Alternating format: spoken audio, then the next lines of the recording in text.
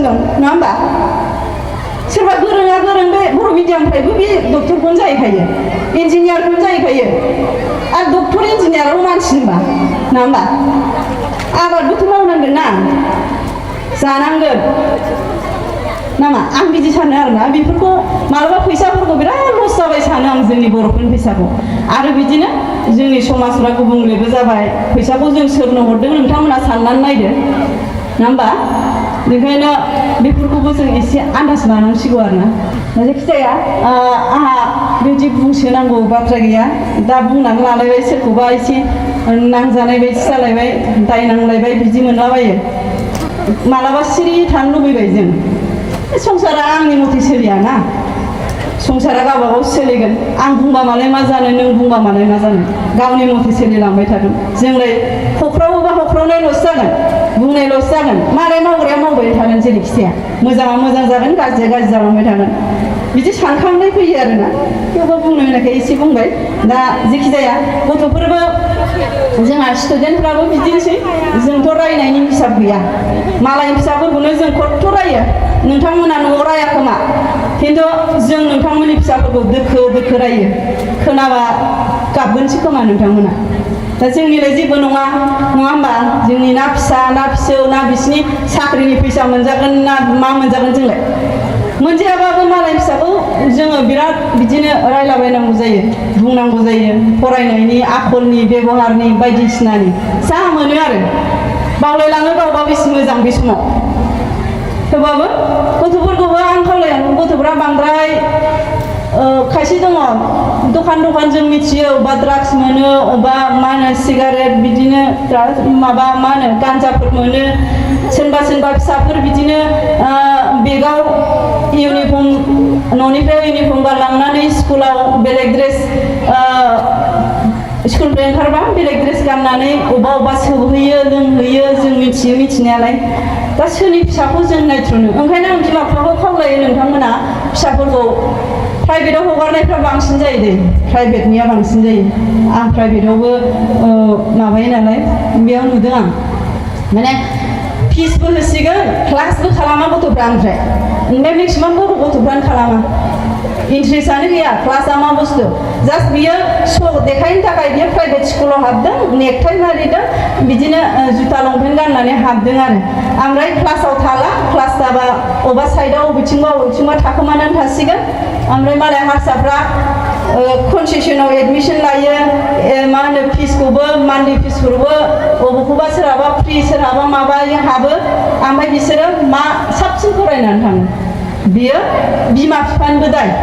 बिमा बिफाफ्रा फिसाखौ हगारबाथाय हगारबाय जोब्बाय बिदि खालामो लांलाय लाबोलाय दरखंआव नेबाय थागोन गेटआव खिन्थु दिनै मा फोरोंखो मा क्लासआ जायाखै मा होनो बबे एग्जामाव माबायदि जादों दिनै मा साबजेक्ट दंमोन रावबो सोंफेरा बिदियाव गथ'फ्रा मा बदमास खालामनानै थांदों बबे साबजेक्टआव माबायदि बिमा बिफाया मिथिया ओंखायनो खिथु खालामनांगौ एसे सोंफा मा जाखो दिनै क्लासआ मोनबेसे जादों सोर बबे साबजेक्टखौ गोरा मोनो बबेखौ माबायदि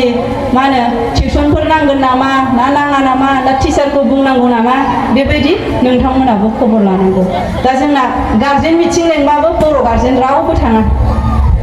थांखाया ना गथ'फ्रानो लाइजामखौ गैया ना माया मिथिया बर' गार्जेनफ्रा माबायाव थाङा गार्जेन मिटिङाव थाङा बे हारसाफ्रा मालाय गथि बुंफैयो आमुक सारनि क्लासखौ जोंना बारा हायाखैनो बारा बुजियाखैनो सारा एसे नायनानै होलाय जोंनिखौबो होनो जोंना उमुगाव एसे दुरबल जोंहानिखौ उमुगाव एसे बुंना होलाय देखायना होलाय सार होनफैयो खिन्थु जोंना रावबो गार्जेना बिदि होनग्रा गैया लिंबाबो फैया बे होनबा सोरनि दाय गथ'फोरनिल' दाय नङा बिमा बिफानिबो दाय ओमफ्राय बे सुइसाइडआबो बिराद जाबाय जोंना बर'फोरनिया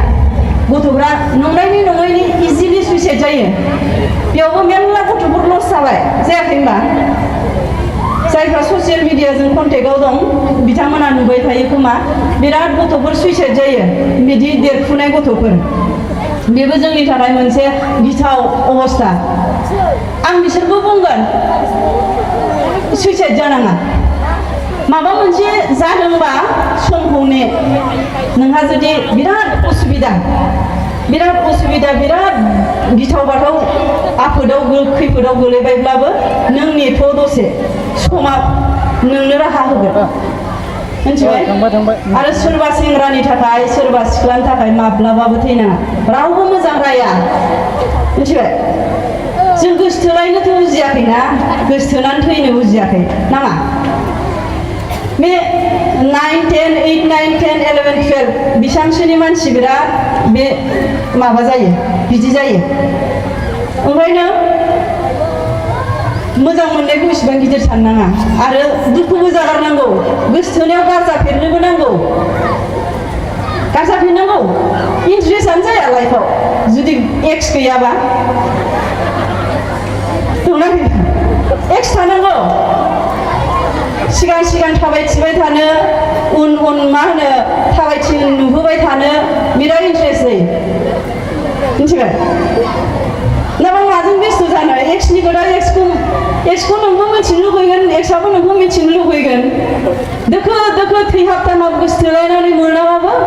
थांथारनांगौ मानसिया होमबासो देरहायो सासे गोसथोनायाव थैलाबायबा बे मा लाब जाखो मा नुस्लाबखो संसाराव ना दुखुखौनो मोनस्लाबखो ना सुखुखौनो मोनस्लाबखो मोना बे एक्सफोरखौबो दा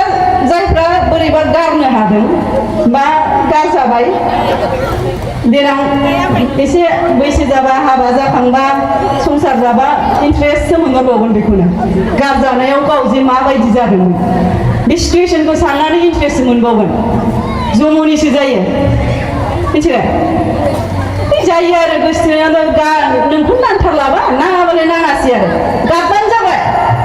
बेसेबां गाबनो गोसो गाब खिन्थु थैनायनि खोथाखौ साननाङा गाबबाय था नों गाबनो जायगा मोनाबो जानो हागौ मालाबाथ' सोरबा बायदि जायगायाबो गैया जोंनोबो जायगा मोनामोन जोंबो जायगायानो गैया गाबनोनो मालाबा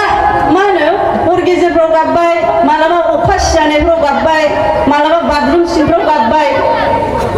मा होनो जदामब्लिनानै गाब उन्दुनानै गाब दोखो गाब लासै हामलाङो बेबो मोनसे मा होनो समाजो मेडिसिन मिथिबाय इन्ट्रेस्ट जायो गोसथोनायावनो गारजानांगौसो माबा गोसथोनायाव थैबाबो जानांगौ बिराद थैनानै लस जाबाय आरोना ओंखायनो आं बेखौबो सानो आरो गथ'फोरखौ दा बिमा बिफायानो दङ खस्थ' खस्थ' खालामनानै फेदेरबाय फोलावबाय ओमफ्राय मैया दाखालि साननै सानथामसो एसे अननायखौनो नंगौ बायदि मोननानै बिमा बिफाखौनो बावजोबनानै दसेनो सोरनिबा थाखाय गोदाव सोराव थैलाबायबाय बेबायदि जाया होमबा सोर मानसि मोजां होनो ओमफ्राय बिदिखौ लासिं सिंसो जायो ओंखायनो थैनायनि खोथाखौ साना आरो नों थैगोन मालाय हौवायानो जा हिन्जावानो जा गाबोननो गोदान मोनलायगोन ने जोंथ' थैनायजों थैफाबाय थानो हाया गाबफाबाय थानो हाया समानो गैखाया जोंहा ओमफ्राय नों थैगोन नोंनो लस जागोन नों सोरखौबा सोगाबनो हागोन सोरखौबा दुखु मोनहोनो हागोन होननानै थैनाङा आरो संसाराव नोंसोर साननानै नायबानो जाबाय जायफ्रा थैनो सानबाय बायो खथ' मानसिफोर दं थांनानै थानो लुबैबाबो थानो मोनाखै मिथिबाय बोसोर बेमार जाजानानै ट्रिटमेन्ट लाबाबो हामजायाखै मिथिबाय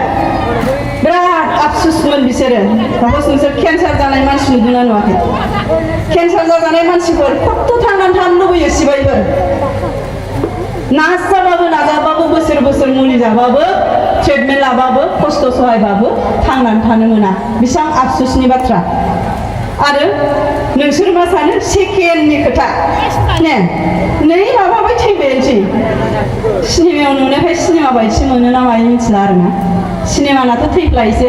खिन्थु अनलाइनबो थैयो दानिया सेंग्रा सिख्लाफ्रा सिनेमा बायदि ने केमेराखौ माबा खालामनानै थिक-थाक खालामनानै डाइरेक्ट सिदा केमेरायाव अनलाइन पास नांनानैबो थैयो मालाय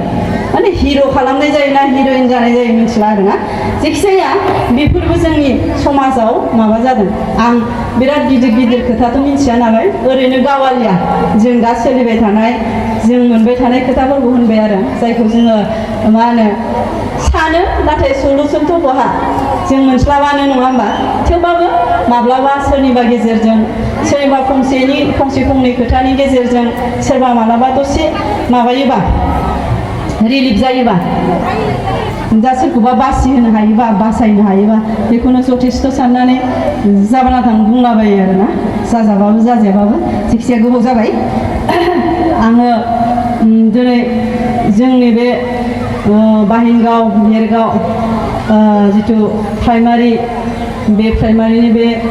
गोथार बे महालयानि हाबाफारियाव नुजाथि फैनानै नोंथांमोन बयखौबो लोगो मोननानै बेखिनि खोथाखौ ओरैनो जाबाबो जायाबाबो सावरायनो मोननानै गोजोनबाय आरो साबायखर होदों नोंथांमोनाबो बे हाबाफारियाव जोंनि धोरोमनि मुङाव दिनै बेयाव ज' जानानै खौसेयै मोनबा गामिबाबो बहुद बुरजा मानसि नुबाय आङो ज' जानायनि थाखाय आंनि गोसो गोरबोनिफ्रायबो साबायखर आं धोरोमनि गोबां खोथा मोनथिया